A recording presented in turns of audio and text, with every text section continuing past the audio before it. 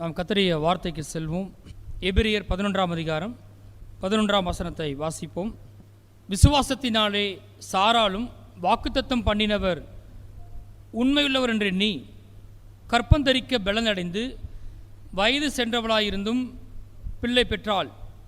ஆனபடியால் சரீரன் செத்தவன் என்று எண்ணத்தகும் ஒருவனாலே வானத்திலுள்ள பெருக்கமான நட்சத்திரங்களைப் போலவும் கடற்கரையிலுள்ள எண்ணிறந்த மணலைப் போலவும் மிகுந்த ஜனங்கள் பிறந்தார்கள். எபிரேயர் 11ஆம் அதிகாரத்திலிருந்து விசுவாசத்தை குறித்து பார்த்து கொண்டிருக்கிறோம். அதில் கடந்த வாரம் சாராள் விசுவாசத்தை பார்க்க ஆரம்பித்தோம். ஆபிரகாம் மாத்திரம் விசுவாசிக்கல, சாராளுக்கும் ஒரு வசனம் கொடுக்கப்பட்டிருக்கிறது. எபிரேயர் 11ஆம் அதிகாரத்தில் எல்லா தேவ மனுஷங்களை குறித்து சொல்லப்பட்டிருக்கு. அதில் விசுவாசத்தினாலே சாராளும், அவள் விசுவாசம் ரொம்ப முக்கியமான பங்கு வகிக்குது. அப்போ அவளுக்கும் 2 வசனத்தை ஆவியான ஒதுக்கி இருக்கிறார் பாருங்க. அப்போ அங்கே என்ன சொல்லப்பட்டிருக்கிறத பார்க்க வேண்டும். கொஞ்சம் டீட்டெயிலாக போன வாரம் பார்த்தோம். நடக்கவே நடக்காது அப்படின்ற சூழ்நிலைக்கு அவங்க 2 பேர் வர்றாங்க. யார்? ஆபிரகாமும் சாராளும் அந்த இடத்துக்கு வந்துட்டாங்க. இனிமேல் சாத்தியமே இல்லை. நீங்கள் எந்த பக்கம் திருப்பி பார்த்தாலும் என்ன செய்ய முடியாது, நடக்கவே நடக்காது. இந்த இடத்துக்கு அது நின்றுச்சு. அவங்க கர்த்தர் வார்த்தை என்ன செஞ்சாகணும்? விசுவாசாகணும், கர்த்தரை நம்பியாகணும். அதை தவிர வேறு ஆப்ஷனே கிடையாது. அவங்க மாம்சீகமாகவும் சில வழிகளை முயற்சித்து பார்த்தாங்க. சாராள் என்ன பண்ணாங்க? ஆபிரகாமுக்கு தன் வேலைக்காரி ஒருவளை கொடுத்து ஒரு பிள்ளையை பெற்றெடுக்கிறாங்க. அப்படி வீடை கட்டப்படும் பார்த்தா அப்படி என்ன செய்யப்படல, கட்டப்பட முடியவில்லை. அது இன்னும் பிரச்சனைக்குள்ளே போகுது. மாம்சீகமான வழியை முயற்சிக்கிறாங்க. ஆபிரகாம் அதை தான் சொல்கிறாரு, ரொம்ப சிரமம் எடுத்துக்கிறாதீங்க, இஸ்மவேல் உமக்கு முன்பாக பிழைப்பானாக. நாங்கள் 2 பேர் யோசித்து நல்ல முடிவு எடுத்துருக்குறோம் அப்படின்னு சொல்லி அவங்க வழி தான் முயற்சிக்கிறாங்களே தவிர, ஆனால் தேவன் தெளிவாக சொல்கிறாரு, உன் கற்பப்பரப்பாக இருப்பவனே உனக்கு சுதந்திரவாளியாக இருப்பான். உன் மூலமாக தான் நடக்க போகுது, சாராள் மூலமாக தான் நடக்க போகிறது. அந்த வழியில் தான் இயேசு வரப்போகிறார். அந்த வழியில் தான் தேவ திட்டம் நடக்க போகிறது. நான் மாம்சீகமாக ஒரு விஷயத்தை செஞ்சுட்டு அதை தேவன் ஆசீர்வதிக்க வேண்டும் என்று எதிர்பார்க்கக்கூடாது. அப்படி தேவன் செய்ய மாட்டார். எப்படி நான் ஒரு காரியத்தை மாம்சீகமாக எனக்கு விருப்பமாக செஞ்சுட்டு கர்த்தாவை அது என்ன செய்யுங்க, பிளஸ் பண்ணுங்கன்னு சொல்கிறது அது சரியான ஜெபம் கிடையாது. தேவன் என்ன சொல்வாரோ அதை செய்யும் பொழுது நாம் சொல்லாமலே தேவன் அதை ஆசீர்வதிக்கிறார். அதுக்கு ரொம்ப கெஞ்ச வேண்டிய அவசியம் இல்லை. தேவன் சொல்கிற வார்த்தைக்கு கீழ்ப்படிந்து அதன் வழியாக போகும் பொழுது அது இருக்கிற காரியங்களை தேவனே பொறுப்படுத்திக் கொள்கிறார். சாராள் கற்பந்தரித்தாள், ஈசாக்கை பெற்றெடுத்தாள். சாராளை குறித்து ஆரம்பிக்கும் போது முதல் வார்த்தை எப்படி தான் போட்டிருக்கு, சாராளுக்கு பிள்ளை இல்லை. இதுதான் இன்ட்ரோடக்ஷன், இதுதான் அறிமுகம். புதிய ஏற்பாட்டில் போட்டிருக்கு, கற்பந்தரிக்க பலன் அடைந்து, எத்தனை வயசுல? 90 வயசுல கற்பந்தரிக்க பலன் அடைந்து, பலன் இல்லை போச்சு. ஆனால் கற்பந்தரிக்க பலன் அடைந்து வயது சென்றவளாக இருந்தும் பிள்ளையை பெற்றாள். அப்புறம் தொடர்ந்து போட்டிருக்கு. அது மாத்திரம் இல்லை, அங்கே நிற்கல, வானத்தில் உள்ள பெருக்கமான நட்சத்திரங்களைப் போலவும் கடற்கரையில் உள்ள எண்ணிறந்த மணலைப் போலவும் மிகுந்த ஜனங்கள் பிறந்தார்கள். அந்த ஆபிரகாம் சாராள் மூலமாக தான். இன்னும் சொல்லப்போனால் சாராள் விசுவாசிக்கவில்லை என்றால் இப்படிப்பட்ட மிகுந்த ஜனங்கள் பிறந்திருக்க முடியாது. எத்தனை பேர் நம்புறீங்க அப்போ சாராள் விசுவாசம் ரொம்ப முக்கியம் என்று? ஆமேன். சாராள் விசுவாசம் எல்லாருக்கும் பொருந்தும், அவங்களுக்கு மாத்திரம் கிடையாது. இனி நடக்காது என்ற நிலையில் தள்ளப்படும் பொழுது இருப்போம் என்றால் நாம் அவங்க விசுவாசத்தை பார்த்து கற்றுக்கொள்ளணும். சரி, எப்படி என்ன விசுவாசம் சாராளுக்கு இருந்தது? போன வாரம் என்ன பார்த்தோம் தெரியுமா? இப்படிப்பட்ட சாராள் எப்படிப்பட்டவங்க? போன வாரம் போய் கேளுங்க செய்தியை. மாம்சீகமாக செய்கிறாங்க, கத்திர வார்த்தை வரும்போது சிரிக்கிறாங்க, இப்படி இருக்கிற ஆள். ஆனால் அவங்க வந்து கொஞ்சம் கொஞ்சமாக என்ன பண்ணுறாங்க, விசுவாசிக்க ஆரம்பிச்சிட்டாங்க. நம்ம அதை பார்த்தோம் இல்லையா? எப்படி இன்னும் கொஞ்சம் பார்த்தோம், இன்னும் கொஞ்சம் முடிஞ்சு அடுத்த வாரம் பார்க்கலாம். அதை சில காரியம் டீல் பண்ண வேண்டியது இருக்குது, அதை போய் கேளுங்க. அப்படி இருந்த ஆள் விசுவாசிக்கிற ஆளாக மாறிட்டாங்க. இன்றைக்கி என்ன பார்க்க போகிறோன்னு கேட்டிங்கன்னா, என்ன விசுவாசாங்கன்னு பார்க்க போகிறோம். சரியா? விசுவாசிக்க ஆளாக மாறிட்டாங்க. என்ன விசுவாசாங்க? சாராளுடைய இருதயத்தில் என்ன ஃபைத் இருந்துச்சு, எக்ஸாக்டாக என்ன நம்பினாங்க, இப்படி என்னென்னலாம் விசுவாசாங்க நிறையா இருக்குங்க. அப்படிலாம் இல்லை, பைபிளில் ரொம்ப தெளிவாக ஒரே ஒரு காரியம் தான் போட்டிருக்கு. 90 வயதுள்ள சாராள் கற்பந்தரிக்க பலனடைந்து பிள்ளையை பெற்றாள். நீங்கள் தொழிலில் பல முறை தோற்று போயிருக்கலாம், ஊழியத்தில் தோற்று போயிருக்கலாம், ஆனால் மறுபடியும் பலன் அடைய முடியும். பலவீனம் அடைந்து கொண்டே இருக்கலாம் சரீரத்தில், ஆனால் மறுபடியும் நீங்கள் என்ன செய்ய முடியும்? பலன் அடைய முடியும். அவர் ரகசியம் இங்கே இருக்குது. அப்படின்னா ஏன்னா 90 வயசு இருக்கிற சாராள் உடைய கற்பம் தரிக்க பலன் அடைந்திருக்கிறது. என்னதாங்க விசுவாசாங்க சாராள்? அங்க வாசிங்க 11ஆம் வசனத்தை.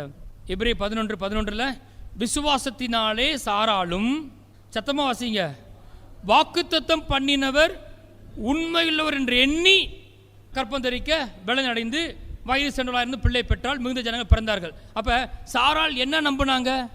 எத்தனை காரியத்தை நம்பினாங்க சொல்லுங்க? முதல்ல ஒரே ஒரு காரியத்தை மாத்திரம் தான் நம்பினாங்க. ரொம்ப குழப்பமெல்லாம் இல்லை. அவங்களுக்கு ஒரே ஒரு விசுவாசம் தான், ஒரே ஒரு வெளிப்பாடு தான். என்ன வெளிப்பாடு தெரியுமா? வாக்குத்தத்தம் பண்ணினவர் உண்மையுள்ளவர். என்ன சொல்லுங்க? வாக்குத்தத்தம் பண்ணினவர் உண்மையுள்ளவர். திரும்ப சொல்ல, வாக்குத்தத்தம் பண்ணினவர் உண்மையுள்ளவர். கடைசியா ஒரு முறை, வாக்குத்தத்தம் பண்ணினவர் உண்மையுள்ளவர். அவங்க ஒன்னே ஒன்று தான் நம்பினாங்க, வாக்குத்தத்தம் பண்ணினவர் உண்மையுள்ளவர். பாஸ்டர், நான் என்ன விசுவாசிக்கணும் என் சூழ்நிலை மாறுறதுக்கு? ஒன்னே ஒன்று நம்பினா போதும், நச்சுன்னு. கர்த்தர் வாக்குத்தத்தம் பண்ணியிருக்கிறாரா? ஒன்னே ஒன்று தான் நம்பணும், வாக்குத்தத்தம் பண்ணினவர் உண்மையுள்ளவர். அந்த ஒரே ஒரு விசுவாசம். இங்க போட்டிருக்க மாதிரி ஆபிரகாம் அதை தான் விசுவாசிச்சார். அங்க வாசிங்க, ரோமர் 4ஆம் அதிகாரம் போங்க, 17 வாசிப்போம். அநேக ஜாதிகளுக்கு உன்னை தகப்பனாக ஏற்படுத்தினேன் என்று எழுதியிருக்கிறபடி அவன் தான் விசுவாசித்தவருமாய் மரித்தோரை உயிர்ப்பி இல்லாதவர்களை இருக்கிறது போல் அழைக்கிறமாய் இருக்கிற தேவனுக்கு முன்பாக நம் எல்லாருக்கும் தகப்பனானான். எல்லாம் நிறைய அர்த்தங்கள் இருக்கு. ஆனால் ஆபிரகாமுக்கு ஒரு காரியம் சொல்லப்பட்டது. 100 வயசாயிருச்சு, ஆனால் வாக்கு என்ன இருக்குது? நீ ஜாதிகளுக்கு தகப்பனாவாய். சாராளுக்கு என்ன வாக்கு இருக்குது? நீ ஜாதிகளுக்கு தாயாவாய். சரி, வாசிப்போம். 18 போட்டிருக்கு, வாசிங்க. உன் சந்ததி இவ்வளவா இருக்கும் என்று சொல்லப்பட்டபடி. அப்படின்னா அவங்களுக்கு தேவன் ஒரு காரியத்தை சொல்லியிருக்கிறார். உங்களுக்கு இன்னைக்கு ஒரு பிள்ளை கூட இல்லை, ஆனால் உங்க சந்ததி எப்படி இருக்கும்? வானத்து நட்சத்திரங்களை போல இருக்கும் என்று சொல்லப்பட்டபடியே வாசிப்போம். தான் அநேக ஜாதிகளுக்கு தகப்பனாவதை நம்புகிறதுக்கு ஏது விடாதிருந்தும் அதை நம்பிக்கையோட விசுவாசித்தான். முதல்ல தேவன் சொல்றது என்ன செய்ய முடியல? என்ன செய்ய முடியல? நம்பவே முடியல. அதுக்கு எந்த ஒரு சாத்தியக்கூறு என்ன செய்யலாங்க? இல்லை. நம்புகிறதுக்கு ஏதுவா இருந்தும் அதை நம்பிக்கையோட விசுவாசித்தான். அப்ப எதை நம்பினா? தேவன் என்ன சொன்னாரோ அதை, அவ்வளவுதான். நம்புறதுக்கு வேற ஒண்ணுமே இல்லை. தேவன் என்ன வாக்கு பண்ணியிருக்கிறார், நான் நம்புகிறதுக்கு என் வாழ்க்கையில நல்லாகும் என்பதற்கு எந்த சாத்தியக்கூறுமே இல்லை. ஆனா எனக்கு ஒன்னே ஒண்ணுதான் இருக்குது, என்னை பார்த்து தேவன் ஒரு வார்த்தையை சொல்லி இருக்கிறார். எனக்கு அந்த வார்த்தை அன்றி வேற நம்பிக்கை இல்லை. நம்புகிறதுக்கு ஏது இல்லாது இருந்தும் கர்த்தர் சொன்ன வார்த்தையை நம்பிக்கையோடு விசுவாசித்தான். அது மட்டும்தான் நம்பிக்கை. அவன் விசுவாசத்திலே பலவீனமாக இருக்கவில்லை. அவன் ஏறக்குறைய 100 வயதனாக இருக்கும் போது தன் சரீரம் செத்து போனதையும் சாராளுடைய கற்பம் செத்து போனதையும் என்ன போட்டிருக்கு? எண்ணாதிருந்தான். அது உண்மையா? அது உண்மை. 100 வயசு கிட்ட ஆயிருச்சு, அவங்களுக்கு 90 வயசு கிட்ட ஆயிருச்சு. கற்பம் செத்து போய்விட்டது, சரீரம் செத்து போனது, அது உண்மை. இன்னைக்கு நம்ம வாழ்க்கையில் சில காரியங்கள் உண்மை, அதை மறுக்க முடியாது. இல்லைங்க இருக்கு, ஆனா இல்லைங்க அப்படிலாம் சொல்ல இருக்கு. எப்படி இருக்கு ஆனா இல்லைன்னா சொல்ல, அது என்ன செய்யுது? இருக்குது, உண்மைதான், மறுக்கல. ஆனா ஆபிரகாம் அதை என்ன செய்யல? அதை எண்ணாது இருந்தான். அதை அவன் பாதர் பண்ணவே இல்லை. மற்றவங்க பாதர் பண்றாங்க. எல்லாரும் சொல்லியிருப்பாங்க, எப்படி நீ என்ன தேர போற தெரியலையே, உன்னை பார்த்தா தேர்ற ஆள் மாதிரி தெரியலையே. ஆனா ஆபிரகாம் அதை என்ன செய்யல? அதை பத்தி என்னவே இல்லை, கன்சிடர் பண்ணவே இல்லை, அதை ஒரு கணக்கில் எடுத்துக்கிறவே இல்லை. அப்போ பொய் சொல்றீங்களா? இல்லை, இதுதான் வழி. அதை என்னல வேற எதையோ என்றாரு. நடக்கிறதெல்லாம் அப்படி நடக்காத மாதிரி நினச்சிக்கிறேனுங்க, அப்படிலாம் சொல்லலை. நான் இதை எண்ணாம வேற எதையோ ஒன்று என்றேன். என்ன என்றேன் தெரியுமா? அங்கே போட்டுருச்சு, அவங்க தெளிவாக போட்டிருக்கு. விசுவாசத்தினாலே சாராலும் வாக்குத்தத்தம் பண்ணினவர் உண்மையுள்ளவர் என்று எண்ணி, தன்னுடைய நிலையை எண்ணல, ஆனா என்ன என்றாங்க? வாக்குத்தத்தம் பண்ணினவர் உண்மையுள்ளவர் என்பதை எண்ணி கற்பம் தரிக்க பலன் அடைந்து வயது சென்றவளாயிருந்தும் பிள்ளை பெற்றாள். அதுதான் டர்னிங் பாயிண்ட். அதே போல ஆபிரகாம் அப்படிதான் இருக்காரு. அது எண்ணாதிருந்தான். வாசிப்போம், 20 வாசிங்க, எல்லாரும் பார்த்து வாசிங்க. தேவனுடைய வாக்குத்தத்தத்தை குறித்து அவன் அவிசுவாசமாய் சந்தேகப்படாமல் தேவன் வாக்குத்தத்தம் பண்ணினதை நிறைவேற்ற வல்லவராய் இருக்கிறார் என்று முழு நிச்சயமாய் நம்பி தேவனை மகிமைப்படுத்தி விசுவாசத்தில் வல்லவனானான். அப்ப சூழ்நிலை உண்மையா இருக்கும்போது கண்கள் பார்க்கும்போது அதுதான் நிஜமா தெரியுது. ஆனா தேவன வார்த்தை இன்னும் நடக்கல. சரியா சொல்ல போனா என்ன செஞ்சிருக்கணும்? கர்த்தர வார்த்தை தான் சந்தேகித்திருக்கணும். எது நிஜமா அதைத்தான் என்ன செஞ்சிருக்கணும்? பார்த்திருக்கணும். ஆனா அவர் என்ன பண்ணாரு? காண்கிறத நிஜமா என்ன செய்யல, அவர் என்னல காணக்கூடாத தேவன வார்த்தையை நிஜமாக நம்பினார். ஏன்னா அதான் சத்தியம், அதான் நித்தியமான வார்த்தை. காண்கிறது அநித்தியமானது, காணப்படாதது நித்தியமா இருக்குன்னு போட்டிருக்கு இல்லையா, அதே மாதிரி நம்புறாரு. இன்னைக்கு நான் காண்கிற இந்த காரியங்கள் அது மாறி போகும், ஆனால் தேவன வார்த்தை மாறாது என்பதை அதான் விசுவாசம். பாருங்க, சூழ்நிலையை வைத்து தேவன வார்த்தையை சந்தேகப்படல, தேவனுடைய வார்த்தையை வைத்து சூழ்நிலையை மறுத்தார். திரும்ப சொல்றீங்க, எப்படி சூழ்நிலையை வைத்து தேவன வார்த்தையை சந்தேகப்படல, தன்கிட்ட இருக்கிற தேவன் சொல்லப்பட்ட தேவனுடைய வார்த்தை, நீ ஜாதிகளுக்கு தகப்பனாவாய், தான் கிட்ட தேவன் சொன்ன வார்த்தையை வைத்து சூழ்நிலையை மறுத்தார், எண்ணுவதற்கு மறுத்தார். தேவனுடைய வார்த்தைக்கு அவர் சந்தேகப்படல. சந்தேகப்படாமல் தேவன் தாம் வாக்குத்தத்தம் பண்ணினதை நிறைவேற்ற வல்லவராய் இருக்கார் என்பதை முழு நிச்சயமாய் நம்பி தேவனை மகிமைப்படுத்தி விசுவாசத்தில் வல்லவனான. அப்ப ரெண்டு ஒரே மாதிரி இருக்கு பாத்தீங்களா? எப்படி நம்ம அங்க என்ன பார்த்தோம்? சாராளுக்கு என்ன விசுவாசம் இருந்துச்சு? வாக்குத்தத்தம் பண்ணினவர் உண்மையிலர் என்று எண்ணி. அப்ப நிச்சயமா நான் நம்புறேன், ஆபிரகாம் அதான் என்ன பண்ணிருக்காரு, நம்பி இருக்கிறாரு. ரெண்டு பேருக்கும் அந்த விசுவாசம் வந்துருச்சு, ரெண்டு பேரும் ஒரு லைன்ல வர்றாங்க. இந்த காலையில் எத்தனை பேர் நீங்க நம்புறீங்க, தேவன் எனக்கு வாக்குத்தத்தம் பண்ணினதை நிறைவேற்ற வல்லவராய் இருக்கார் என்பதை நான் முழு நிச்சயமாய் நம்புகிறேன். எல்லாம் சொல்லுங்க, தேவன் எனக்கு வாக்குத்தத்தம் பண்ணினதை நிறைவேற்ற வல்லவராய் இருக்கிறார் என்று நான் முழு நிச்சயமாய் நம்புகிறேன். ஆபிரகாம் இப்படித்தான் இருக்கிறார். எப்ப தேவன் சொன்ன வார்த்தை அவங்களுக்கு வேலை செஞ்சது, அல்லது அதிர்ஷ்டமான தேவ ஆவியான கரம் எப்ப சாரான் கற்பத்தை தொட்டது, எப்ப தேவனுடைய வல்லமை அந்த கற்பத்தில் வெளிப்பட்டுச்சு, எப்ப அற்புதம் நடந்தது அப்படின்னு பாத்தீங்கன்னா ஒரே ஒரு காரணம் தான். மறுபடியும் ஒரே ஒரு காரணம் தான். ஆபிரகாம் ஒரு காரியத்தை தான் நம்பினாரு, தேவன் வாக்குத்தத்தம் பண்ணினதை குறித்து என்ன செய்யற அவிசுவாசமாய் சந்தேகப்படாமல் தேவன் தாம் வாக்கு பண்ணினதை நிறைவேற்ற வல்லவராக இருக்கிற முள்ளிச்சமாய் நம்பினார். சாரால் அதான் நம்புறாங்க, வாக்குத்தத்தம் பண்ணினவர் உண்மையில நம்புறாங்க. தேவன் எப்ப வெளிப்படாது தெரியுமா? அது ஒரே ஒரு காரணம் தான். வாசிப்போம் போங்க, ஆதியாகமம் 21ஆம் அதிகாரத்தை எடுத்துக்கொள்ளுங்க, 1ஆம் வசனம் வாசிப்போம். கர்த்தர் சாராள் பேரில் கடாட்சமானார், கர்த்தர் சாராளுக்கு செய்தருளினார். அப்படின்னா எப்ப செய்தருளினார், எப்ப கடாட்சமானார் அப்படின்னு கேட்டா அங்கே ஒரே ஒரு காரியம் தான் போட்டிருக்கு. கர்த்தர் எதுக்கு கட்டுப்பட்டவர் பார்த்தீங்கன்னா தாம் சொன்ன வார்த்தைக்கு, கர்த்தர் தாம் சொன்ன வார்த்தைக்கு கட்டுப்பட்டவர். அப்ப இங்க போட்டிருக்கு, கர்த்தர் தாம் சொல்லியிருந்தபடி சாராள் பேரில் கடாட்சமானார். தேவன் மூவ் பண்ணதுக்கு ஒரே ஒரு காரணம், தேவன் சொல்லியிருந்தபடி. அப்புறம் போட்டிருக்கு, கர்த்தர் தாம் உரைத்தபடியே சாராளுக்கு செய்தருளினார். கர்த்தர் ஏன் சாராளுக்கு பிள்ளையை கொடுத்தார்?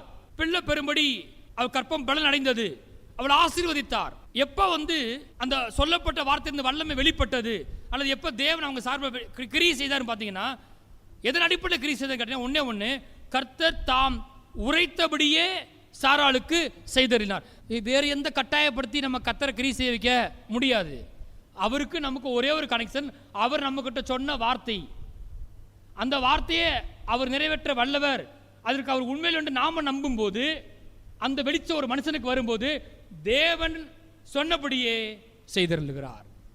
கர்த்தர் மாத்திர உண்மையிலராக இருந்து அவங்க விசுவாசிக்கலனா என்ன செய்யாது, நடக்காது. குறிப்பா என்ன விசுவாசம் கேட்டா, வாக்குத்தத்தம் பண்ணினவர் உண்மையுள்ளவர். தேவன் இடைப்பட்டதுக்கு வெளிப்பட்டதுக்கு ஒரே ஒரு காரணம், சொல்லியிருந்தபடியே தாம் உரைத்தபடியே செய்தருளினார். அவங்களும் அதே மாதிரி நம்புறாங்க, கர்த்தர் என்ன சொன்னாரோ அதை என் வாழ்க்கையில செய்வார். உங்க எத்தனை பேருக்கு தேவன் வாக்குத்தத்தங்களை கொடுத்திருக்கிறாரு? அதாவது நான் சொல்றது நிறைய படிக்கிறோம், ஆனா உங்க இருதயத்தில் சில வார்த்தைகளை தேவன் எப்பயுமே வாழ்க்கையில வச்சிருப்பார். எத்தனை பேர் ஆமென் சொல்றீங்க? அதை நம்மகிட்ட பேசி பேசி பேசி நம்ம நம்ப வச்சிருக்காரு. உங்க எத்தனை பேர் கர்த்தர் சில வார்த்தைகள் நம்ப வைத்திருக்கிறார், எனக்கு அதை கர்த்தர் செய்வார் என்று? இப்ப நம்ம நம்பணும், சூழ்நிலை எப்படி இருந்தாலும் பரவாயில்ல, அதை எனக்கு கர்த்தர் நிறைவேற்றுவார். சாராளுக்குள்ள இருந்த அந்த ஒரே ஒரு விசுவாசம், தேவன் என்கிட்ட என்ன சொன்னாரோ அதை செய்வார். வாக்குத்தத்தம் பண்ணினவர் உண்மையுள்ளவர், தம்முடைய வார்த்தையில உண்மையுள்ளவர், தான் சொன்ன வார்த்தையை நிறைவேற்ற வல்லவர். நிறைய வசனங்கள் நம்ம பார்ப்போம். அங்க போங்க, ஆதியாகமம் 28ஆம் அதிகாரத்துக்கு போங்க, 10ஆம் வசனத்தை வாசிப்போம்.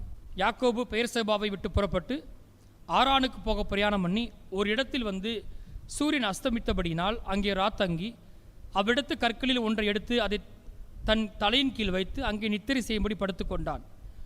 அங்கே அவன் ஒரு சொப்பனம் கண்டான். இதோ ஒரு ஏணி பூமியில் வைக்கப்பட்டிருந்தது, அதன் நுனி வானத்தை எட்டியிருந்தது. அதிலே தேவதூதர் ஏறுகிறலும் இறங்குகிறலுமாய் இருந்தார்கள். அதற்கு மேலாக கர்த்தர் நின்று, சரி தெரியும் சம்பவம். யாக்கோபு ஒரு சூழ்நிலையில் தன் தகப்பன் தாயை விட்டு தூரமாக ஓடி போகிறார். தன் சகோதரன் ஏசாவுக்கு விரோதமாக சில காரியங்களை செஞ்சு எங்கே அவன் கொண்டு போட்டுருவான்னு பயந்து போகிறார். தனியாக போகிறார். முதல் முறையாக தனியாக போகிறார். அவனோட மாமா வீட்டுக்கு போகணும். ஆனால் போகிற வழியில் வனாந்தத்தில் படுத்து கிடக்கும்போது கர்த்தர் சந்திக்கிறார். கர்த்தர் சந்தித்து என்ன செய்கிறாரு? யாக்கோபை பார்த்து வாக்கு கொடுக்கிறார். யாக்கோபு எதிர்காலத்தை குறித்து சந்தேகப்பட்டு எதிர்காலம் என்னவா இருக்குமோன்னு பயப்பட்டு கொண்டிருக்கிறான். ஆனால் அவனுக்கு தேவன் தரிசனமாகி அவனை நோக்கி வார்த்தைகள் அனுப்புகிறார். என்ன சொல்றாரு வாசிக்கலாமா?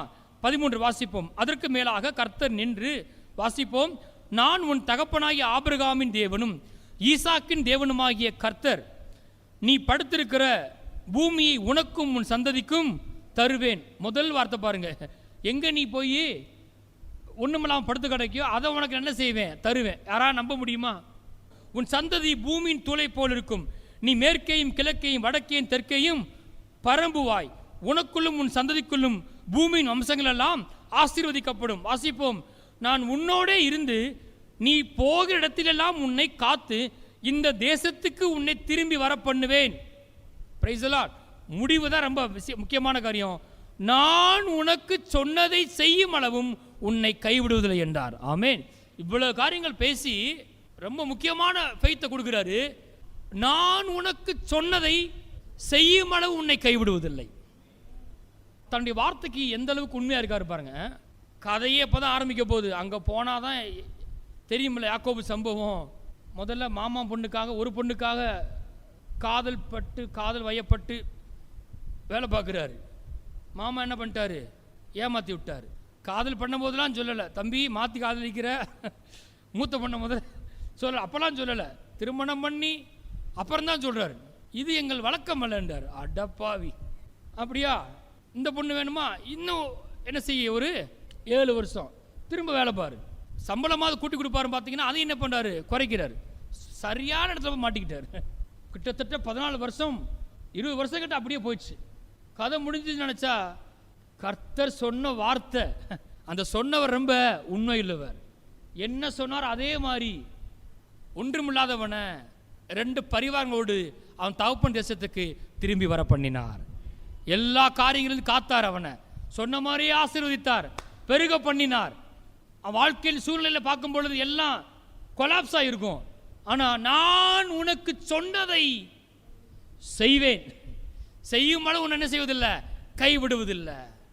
அங்கே போய் நடக்கிற காரியங்கள்லாம் பார்க்கும்போது கர்த்தர் கூட இல்லாத மாதிரி தோணுது. ஆனால் சமயம் வரும்போது கர்த்தர் வெளிப்படுறார். ஆமென். எத்தனை பேர் நம்புறீங்க?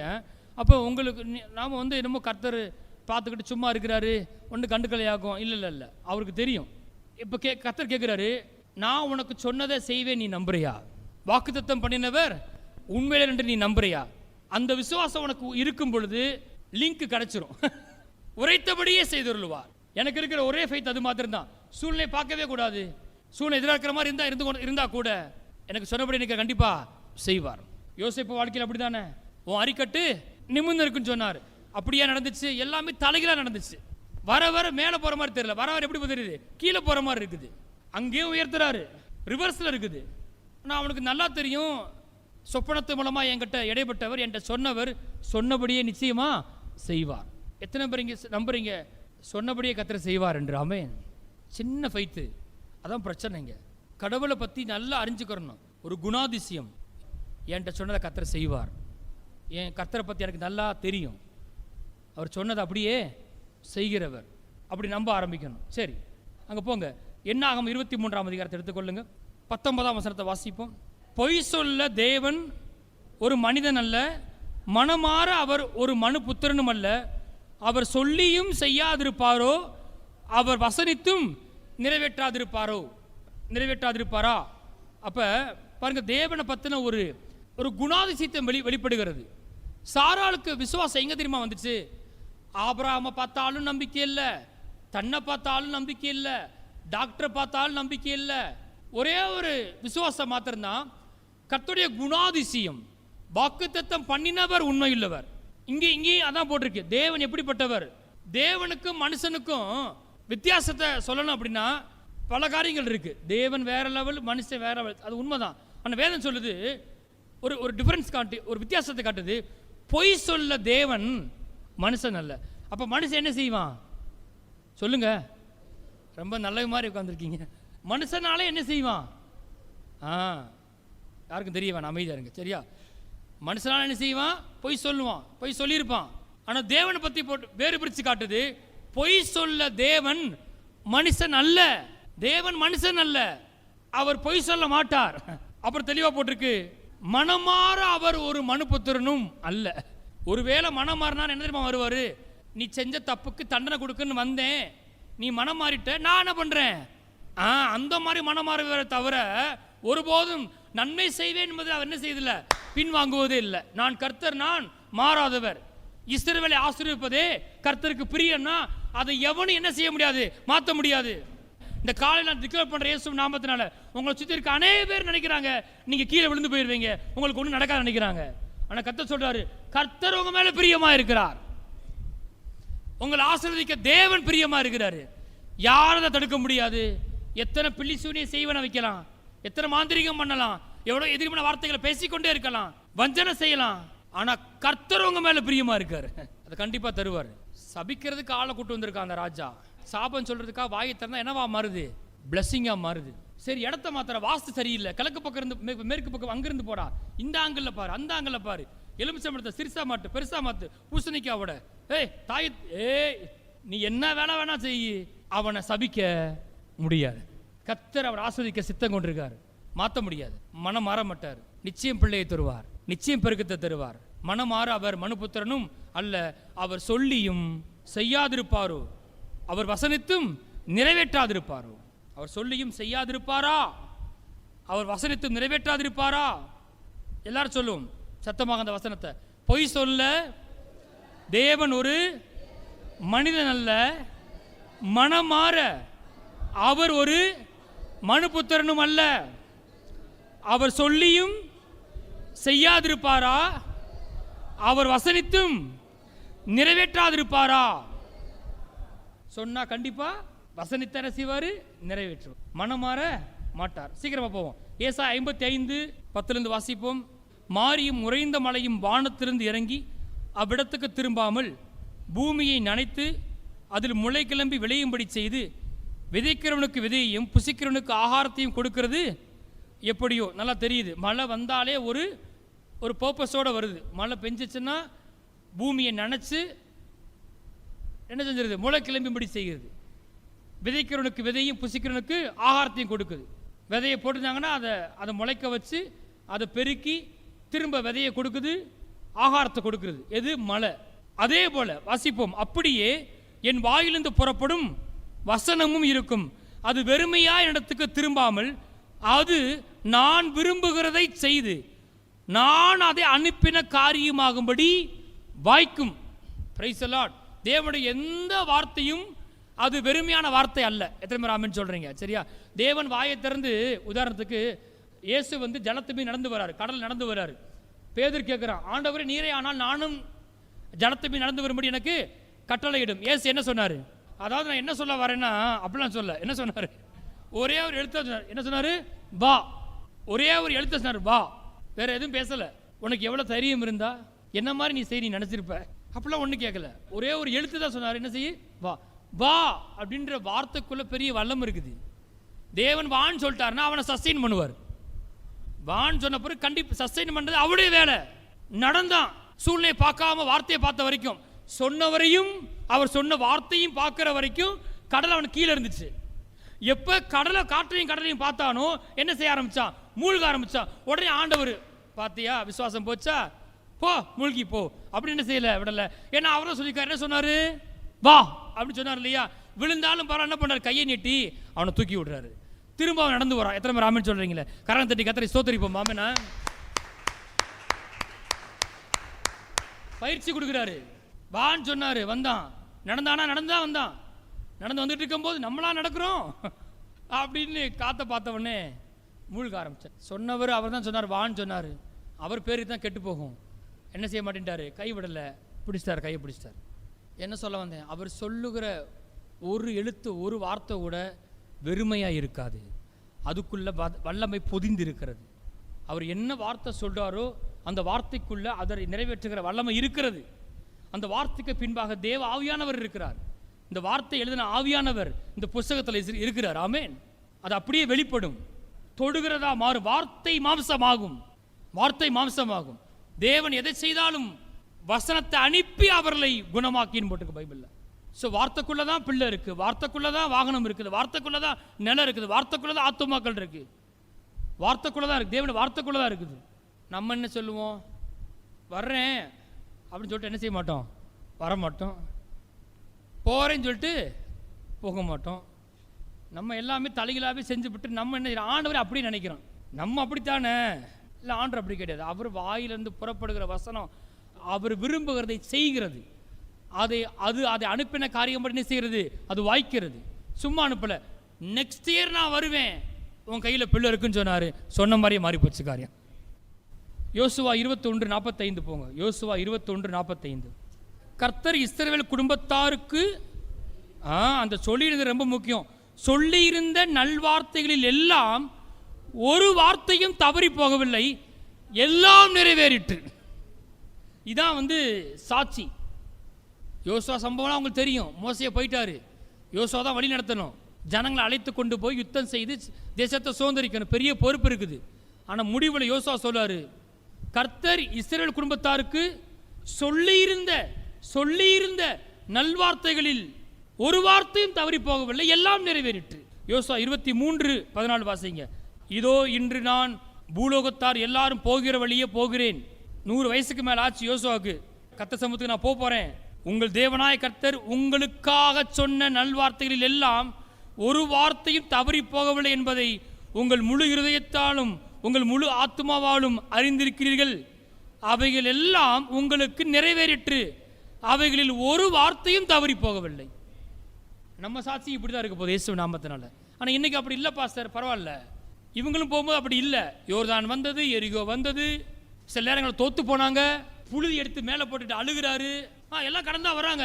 ஆனால் முடிவை பார்த்தீங்கன்னா என்ன சொல்றாரு? ஆஹா, இவ்வளவுலாம் கடந்து வந்தா கூட ஒன்று நல்லா தெரிஞ்சு போச்சு. கர்த்தர் சொல்ல நல்வார்த்தைகள் எல்லாம் ஒன்றும் என்ன செய்யல, தவறி போகவில்லை, எல்லாம் நிறைவேறிற்று. 1 ராஜாக்கள் 8:24. தேவரீர் என் தகப்பனாய தாவீது என்னும் உம்முடைய தாசனுக்கு செய்த வாக்குத்தத்தத்தை காத்தருளினீர், அதை உம்முடைய வாக்கினால் சொன்னீர், இந்நாளில் இருக்கிறபடி உம்முடைய கரத்தினால் அதை நிறைவேற்றினீர். என்ன சொன்னீர்? உம்முடைய குமாரன் எனக்கு ஒரு ஆலயத்தை கட்டுவான். சொன்ன மாதிரி செஞ்சாரா செய்யலையா? ஆலயம் கட்டுறது சாதாரண விஷயமா? கிடையாதுங்க. பிசாசுக்கு விரோதமாக செய்கிற ஒரு காரியம், அவனை கலங்கடிக்கிற ஒரு காரியம் சபை எழும்புறதுன்றது, சபை கட்டுறதுன்றது. சபை கட்டுறது வீடு கட்டுற மாதிரி இல்லை, தியேட்டர் கட்டுற மாதிரி இல்லை, ஹாஸ்பிட்டல் கட்டுற மாதிரி இல்லை. இந்த ஊர்லேயே ரொம்ப பிரதானமான ஒன்று நம்ம ஏரியா நல்லா தியேட்டர் வந்திருக்கு பாஸ்டர், அது இல்லை. பெரிய ஹாஸ்பிட்டல் வரப்போகுது, கட்டிகிட்டு இருக்காங்க. பெரிய ஹோட்டல் பயங்கரமாக இருக்குது. ரொம்ப வெளியேறப்பட்ட ஒன்று கர்த்தருடைய சபையாக இருக்கிறது. ஆமே என்ன? அப்போ ஆண்டவர் வாக்கு பண்ணார், உன் குமாரன் எனக்கு ஒரு ஆலயத்தை கட்டுவார். இப்போ சாலமன் சொல்கிறாரு, சொன்ன வாக்கு தத்தத்தை காத்தருளினீர். எத்தனை பேர் ஆழமாக நம்புறீங்க? கர்த்தர் சாராளுக்கு சொன்ன வாக்கு தத்தத்தை காத்தருளினாரா? ஆமே என்ன? யாக்கோபுக்கு சொன்ன வாக்கு தத்தத்தை காத்தருளினாரா? யோசுவாவுக்கு சொன்னதை காத்தருளினாரா? தாவீதுக்கு சொன்னதை காத்தருளினாரா? அப்போ நான் சொல்கிறேன், நம்ம தேவன் நமக்கு சொன்ன வாக்கு தத்தத்தை காத்தருளுகிற தெய்வமாக இருக்கிறார். என் தகப்பனாகிய தாவீதுக்கு செய்த வாக்கு தத்தத்தை ப்ராமிஸ் பண்ணீர், செய்த வாக்கு தத்தத்தை காத்தருளினீர், அதை உம்முடைய வாக்கினால் சொன்னீர், இந்நாளில் இருக்கிறபடி உம்முடைய கரத்தினால் அதை நிறைவேற்றினீர். இப்போ நான் நம்புகிறேன், தேவன் தமது வாக்கினால் உரைத்ததை தமது கரங்களால் நிறைவேற்றுகிற தெய்வமாக இருக்கிறார். ஆமென். வாக்குத்தத்தம் பண்ணினவர் உண்மையுள்ளவர், அதை நிறைவேற்ற வல்லவர் என்று நான் முழு நிச்சயமாய் நம்புகிறேன். இதை தவிர எனக்கு வேற ஒன்றுமே கிடையாது, எனக்கு வேற எதுவுமே ஆதாரம் கிடையாது. 1 ராஜாக்கள் 8:56, கொஞ்சம் சீக்கிரமா போலாம். தாம் வாக்குத்தத்தம் பண்ணினபடி எல்லாம் தம்முடைய ஜனமாகி இஸ்ரவேலுக்கு இளைப்பாறலை அருளின கர்த்தருக்கு ஸ்தோத்திரம். அவர் தம்முடைய தாசனாகிய மோசையை கொண்டு சொன்ன அவருடைய நல்வார்த்தைகளில் எல்லாம் ஒரு வார்த்தையானாலும் தவறி போகவில்லை. பாருங்க, எல்லாருடைய சாட்சியும் அதான் இருக்குது. கர்த்தர் சொன்னதுல ஒரு வார்த்தை என்ன செய்யல, தவறி போகவில்லை. வாசிப்போம். எசேக்கியேல் 12:25. நிறைய கள்ள தீர்க்க தரிசனம் வருது, குறி சொல்றதெல்லாம் வருது. ஆனால் தேவன் தன்னை அறிமுகப்படுத்தாரு. நான் கர்த்தர், நான் சொல்லுவேன், நான் சொல்லும் வார்த்தை நிறைவேறும். கர்த்தர் சொன்ன அந்த வார்த்தை என்ன செய்யும்? நிறைவேறனா ஒரு கர்த்தரே இல்லைங்க. இருளா இருக்குது, ஐயோ இருட்டா இருக்கேன்னு சொன்னா என்ன ஆகிரும்? இன்னும் இருட்டா மாறி போகும். வெளிச்சம் உண்டாக கடவது, கனி விருட்சங்கள் உண்டாக கடவது. ஒரு வார்த்தை தான் சமுத்திரங்கள் மச்சங்களை பிறப்பிக்க கடவது, பறவைகளை ஜலிப்பிக்க கடவது. இன்னைக்கு கோடிக்கணக்கான பறவைகள் இருக்குது, கவுண்ட் பண்ணவே முடியாது. கோடான கோடி மச்சங்கள் மீன்கள் வந்து இருக்குது, கவுண்ட் பண்ணவே முடியாது. எல்லாம் ஒரே ஒரு வார்த்தை தான். நான் கர்த்தர், நான் சொல்லுவேன், அது நிறைவேறும். நான் கர்த்தர்ன்றது எப்படி ப்ரூஃப் ஆகுது? நான் சொல்லுவேன், நான் சொல்லும் வார்த்தை நிறைவேறும். ஏசாயா 46:11, உராய்ஞ்சுகிற ஒரு பட்சியை கிழக்கிலிருந்தும் என் ஆலோசனையை நிறைவேற்றும் மனுஷனை தூர தேசத்திலிருந்தும் வரவழைக்கிறமா இருக்கிறேன். என்ன சொல்றாரு இது? உங்களுக்கு தெரியுதா? அதாவது இஸ்ரேல் ஜனங்கள் வந்து பாகால வணங்குறாங்க, பாபிலோனால சிறைப்பிடிக்கப்பட்டு கொண்டு போகிறாங்க. ஆனால் கர்த்தர் அப்பவே சொல்லிட்டாரு, நான் இன்னொருத்தனை எழுப்புவேன், அவன் என் ஆலோசனை நிறைவேற்றுவான், அந்த ராஜாவை கொண்டு என் ஆலயம் கட்டப்படும். அது யாரு? கோரேசை பற்றி போட்டிருக்கு. முன்னமே அறிவிக்கிறாரு, பின்னாடி நடக்க போகிற காரியத்தை முன்னமே அறிவிக்கிறாரு. கர்த்தர் அதான் சொல்லுவார் பாருங்க. எனக்கு மற்ற தெய்வத்துக்கு வித்தியாசம் என்ன தெரியுமா? நான் வந்து அந்தத்தை ஆதியில் அறிவிக்கிறவர். எப்படி முடிவை முன்னாடியே டிக்ளேர் பண்ற கர்த்தர். சூழ்நிலைக்கு ஏற்ற மாதிரி மாற மாட்டேன். அதை சொன்னேன், அதை நிறைவேற்றுவேன், அதை திட்டம் பண்ணினேன், அதை செய்து முடிப்பேன். கர்த்தர் பிளான் யாரும் தடுக்க முடியாது பாருங்க. ஆபிரகாம் சாராள் மூலமாக தான் ஈசாக்கு பிறக்கணும். அவன் மூலமாக தான் தேவ சந்ததி உண்டாகி தேவ திட்டம் நிறைவேறும் என்ற திட்டம்னா அது யாரும் தடுக்க முடியாது. அவங்களே தடுக்க முடியல. அவங்க வேற வழி முயற்சிக்கிறாங்க, அது ஒர்க் அவுட் ஆகலை. ஆனால் கர்த்தர் நினைக்கிறபடி அவங்க ஒரு இடத்துக்கு, விசுவாசிக்கிற இடத்துக்கு வர்றாங்க. என்னன்னா, ஒன்றுமே இல்லை, அவர் வார்த்தை மாத்திரம்தான் இருக்குது. அதை சொன்னவர் உண்மையுள்ளவர், அதை சொன்னதை நிறைவேற்ற அவர் வல்லவர். அந்த இடத்துக்கு வந்தவனே காரியம் நடந்துச்சு. இன்னைக்கு அற்புதம் நடக்கும் இயேசு நாமத்தினால. தடைப்பட்ட காரியம் என்ன செய்யும்? அந்த நன்மை இயேசு நாமத்தில் உண்டாகும். ஒன்று நம்புகிறேன், எனக்கு சொன்னதை நிறைவேற்ற வல்லவர், உண்மையுள்ளவர் நம்புகிறேன். அப்போ ஆண்டவர் சொல்லுவார், நான் ஒரு காரியத்தை சொன்னேன், அதை நிறைவேற்றுவேன், அதை திட்டம் பண்ணினேன், அதை செய்து முடிப்பேன். சரி, அங்கே புதிய ஏற்பாட்டுக்கு கொஞ்சம் போகலாமே. லூக்கா 1 போங்க. இயேசுவின் பிறப்பை பற்றி சொல்லப்பட்டிருக்குது. அதை கூட தேவன் எதனால் நிறைவேற்றினார்? மரியாள் கற்பம் தரிக்கிறார். அங்கே ஒரு சாத்தியமில்லாத சூழ்நிலை, அவள் திருமணம் ஆகவே இல்லை, கன்னியா இருக்கிறா. அவள் எப்படி கற்பம் தரிக்க முடியும்? ஆனால் இயேசு அப்படி தான் பிறக்கணும், ரட்சகர் அப்படி தான் வந்தாகணும். ஏன்னா அவர் வந்து தேவ வித்து, பரிசுத்தமுள்ள வித்து பிறக்கணும். மற்றபடி பிறக்கும்போது அது என்னவா இருக்கும்? பாவமாயிரும். அப்போ அது ஒரு சாத்தியமில்லாத சூழ்நிலை. அதையும் தேவன் நிறைவேற்றுறாரு. ஏன் நிறைவேற்றுறாரு? கன்னி கற்பம் தரிக்கிறாள். அந்த மிராக்கிளை தேவன் ஏன் செய்யறாரு? அதுக்கு ஒரே ஒரு காரணம் இருக்கு. ஏன்னா அவர் சொல்லியிருக்கிறாரு, மேசி என்ன செய்வார்? வருவாரு. இயேசுவின் பிறப்பை வாக்கு பண்ணியிருக்காரு. அதை தெளிவாக போட்டிருக்கு. வாசிப்போம். 69 வாசிங்க.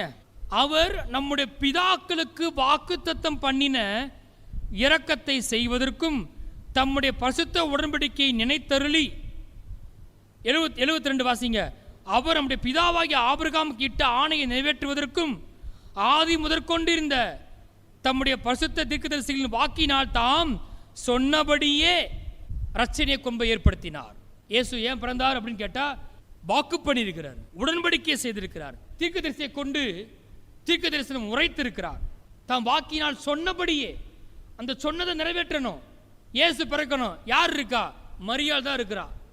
அவள் கற்பம் தரிக்க முடியுமா? முடியாது. ஆனால் சொன்னதை என்ன செஞ்சாகணும்? நிறைவேற்றுகிறார். அந்த அற்புதம் நடக்குது. ஸோ சாத்தியம் இல்லைன்றது இங்கே மேட்டர் கிடையாது. தேவன் சொன்னாரான்றதான். எத்தனை ராமன் சொல்கிறீங்க? இங்கே அது சாத்தியம் இல்லைங்க, இங்கே அதுக்கு வாய்ப்பு இல்லைங்க, அதை பற்றி இங்கே பேச்சு கிடையாது. விஷயம் என்னன்னு கேட்டால், அந்த இடத்துல அவங்க நோக்கி தேவன் ஒரு வார்த்தையை அனுப்பியிருக்கிறாரா, தேவன் சொல்லியிருக்கிறாரா?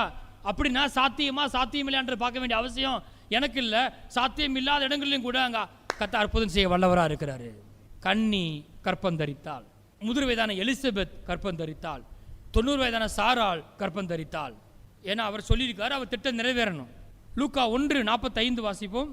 விசுவாசித்தவளே பாக்கியவதி, கர்த்தராலே அவளுக்கு சொல்லப்பட்டவைகள் நிறைவேறும். மரியாதை நோக்கி வார்த்தை வருது, நீ கற்பவதியாகி ஒரு குமாரனை பெறுவாய், அதற்கு இயேசு என்று பேடுவாயாக போட்டிருக்கு. அதுதான் வார்த்தை. அவ கொஞ்சம் கேட்குற நியாயமான கேள்வியா இருக்குது. ஏன்னா இதுக்கு முன்னாடி இப்படிப்பட்ட அற்புதம் என்ன செய்யல அவ பார்க்கல. சகரியா எலிசபெத் பார்த்துருக்குறாங்க. ஏன்னா அவங்க தகப்பனே ஆபிரகாமே எப்படி பிள்ளை பெற்றெடுத்தாரு புஸ்தகத்தை வாசித்திருப்பாங்க. 100 வயசு 90 வயசுல பிள்ளை பெற்றெடுத்தாங்கன்றது ஒரு இயற்கை நடந்த ஒன்று. ஆனால் மரியாதை பொறுத்த வரைக்கும் அது என்ன செய்யல, நடக்கவே இல்லை. கன்னி கற்பம் தரிக்க முடியாது. அவ கேட்கல நியாயம் இருக்கு, இது எப்படி ஆகும்? தேவன் வார்த்தை வருகிறது, தேவனாலே கூடாத காரியம் ஒன்றுமில்லை. அவ சொல்றா, உம்முடைய வார்த்தையின்படியே எனக்கு ஆக கடவுள். அப்ப தேவ தூதன் அப்ப திரும்ப வார்த்தை வருது, விசுவாசித்தவளே பாக்கியவதி, கர்த்தரால் அவளுக்கு சொல்லப்பட்டவைகள் நிறைவேறும். என்ன சொல்லுங்க? கர்த்தர் எனக்கு சொன்ன வார்த்தைகளை நான் விசுவாசிக்கிறேன், நான் பாக்கியவான், நான் பாக்கியவதி, கர்த்தரால் எனக்கு சொல்லப்பட்டவைகள் நிறைவேறும். ஏசியா பிறந்தார், வாக்கு பண்ணியிருந்தார், வாக்கு தத்தத்தை நிறைவேற்றதுக்காக செஞ்சிட்டார். இன்னொன்று, ஏசியா உயிர் தெழுந்தார். இங்கே பாருங்களேன், வாசிப்போம். மார்க் 16:6, அவர்களை நோக்கி பயப்படாதிருங்கள், சிலுவையில் அறையப்பட்ட நசரேயனாகிய இயேசுவை தேடுகிறீர்கள், அவர் உயிர் தெழுந்தார். ஏன்னா நிறைய முறை சொல்லியிருக்காரு, என்ன நான் ஒப்பு கொடுக்கப்படுவேன், அடிக்கப்படுவேன், ஆனால் 3ஆம் நாளில் உயிர் தெழுவேன். பிதாவை நம்பி தம்முடைய ஜீவனே கொடுத்துட்டார். பிதா என்ன பண்ணார்? தம்முடைய வல்லமை அனுப்பி உயிரோடு எழுப்பிட்டார், சொன்னபடி செஞ்சுட்டார். வாசிப்போம், இங்கே இன்னும் போட்டிருக்கு, அவர் இங்கே இல்லை, இதோ அவரை வைத்த இடம், நீங்கள் அவருடைய சீசரிடத்திற்கும் பேதுருவிடத்திற்கும் போய். இதெல்லாம் யார்கிட்ட பேசுகிறாங்க? தேவதூதர்கள் வந்து அந்த சுகந்தவருக்கு விரும்படி அந்த ஸ்திரீகள்கிட்ட பேசிட்டு இருக்காரு. உங்களுக்கு முன்னே கலிலியாவுக்கு போகிறார், அவர் உங்களுக்கு சொன்னபடியே அங்கே அவரை காண்பீர்கள் என்று அவர்களுக்கு சொல்லுங்கள் என்றான். சிலுவைக்கு போறதுக்கு முன்னாடி சொல்லிட்டு போயிருக்காரு, நான் போறேன், மரிப்பேன், உயிர் தெழுவேன், உங்களை எங்க பார்ப்பேன்? கலிலியா பார்ப்பேன், நீங்க அங்க வந்துருங்கன்ட்டு போறாரு. தேவதூதன் கரெக்டா சொல்றான், அவர் உங்களுக்கு சொன்னபடியே நீங்கள் அவரை அங்கே காண்பீர்கள், நீங்க அங்க போங்க, நீங்க மரித்தது உண்மை, ஆனா சொன்னபடி என்ன பண்ணிட்டாரு? சொன்னபடியே உயிர் தெழுந்தார். சொன்னபடி நீங்க அவரை என்ன செய்வாங்க? காண்பீர்கள்.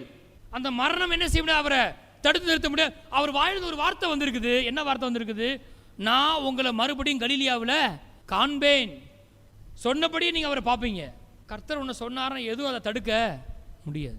பெரிய யூரோக்ளித்தான் காற்று வருது, ஆனால் கர்த்தர் வார்த்தை கொடுக்கார். நமக்கு தெரிஞ்ச வசனம், நீ ராயனுக்கு முன்பாக இருக்க வேண்டும் என்று பவுலுக்கு என்ன செய்கிறாரு? உரைக்கிறாரு. அப்போ பவுல் சொல்றாரு, கர்த்தரால் எனக்கு உரைக்கப்பட்டவர் நிறைவேறும் என்று அவரிடத்தில் நம்பிக்கையாக இருக்கிறேன். சுற்றி புயல் தான், சூரியனை பார்க்கல, சந்திரனை பார்க்கல, சாப்பிடல, பல நாட்கள் ஆகிப்போச்சு, உள்ள சிக்கிக்கிட்டோம். ஆனால் ஒரே ஒரு நம்பிக்கை மாத்திரம்தான் இருக்குது, நீ பவுலே பயப்படாதே, நீ ராயனுக்கு முன்பாக நிற்க வேண்டும். உன்ன நிமித்தம் நான் மற்றவருக்கு என்ன பண்ணேன்? தயவு பண்ணினேன்னு சொல்லி முடித்த பிறகு அவர் சொல்றாரு, திடமனதாக இருங்கள், கர்த்தரால் எனக்கு உரைக்கப்பட்ட நிறைவேறும் என்று தேவனிடத்தில் நம்பிக்கையாக இருக்கிறேன். ஒரே ஒரு நம்பிக்கை தான் இருக்கிறது, தேவன் என்ன சொன்னாரோ அதை கண்டிப்பாக செய்வார். நான் ராயனுக்கு முன்பாக நிற்பதை யாரும் தடுக்க முடியாது, எந்த புயல் காற்று தடுக்க முடியாது.